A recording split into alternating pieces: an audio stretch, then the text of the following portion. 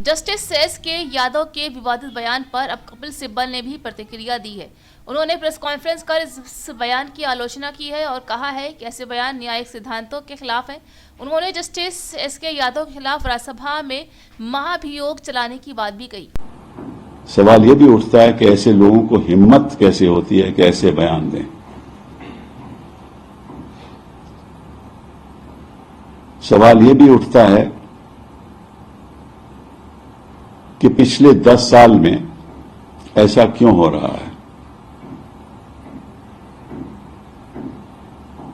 आपको मालूम है और ये बात सभी जानते हैं कि कलकत्ता के जज भी कुर्सी पे बैठ के, हाईकोर्ट की कुर्सी पे बैठ के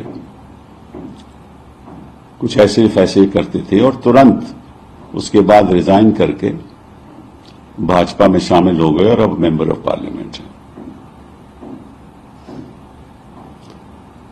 तो मैं समझता हूं दो बातें। पहली बात कि सुप्रीम कोर्ट को इस संदर्भ में ठोस कदम उठाना चाहिए।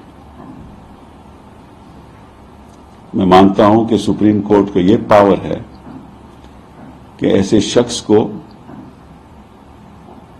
उस कुर्सी पे बैठने की इजाजत नहीं होना चाहिए और जब तक वो वहां है उसके आगे कोई केस नहीं जाने चाहिए।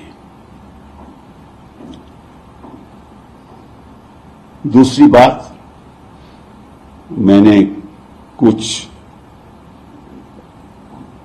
सहयोगी लीडरों से चर्चा की है। मैंने दिग्विजय सिंह जी से, विवेक तनखा जी से, जावेद अली साहब से जो समाजवादी पार्टी के हैं, मोहन झा साहब से जो आरजेडी के हैं, जॉन ब्रिटा साहब से जो सीपीएम के हैं, और उनसे चर्चा हुई है और हम जल्द ही जल्द मेंबर ऑफ पार्लियामेंट मिलेंगे और हम जज साहब के खिलाफ एक इम्पीचमेंट मोशन लाएंगे। कोई और रास्ता बचा नहीं। पिछले कई सालों से हम देख रहे हैं कि जिस तरह से न्याय की प्रणाली में खोट सा फैल रहा है।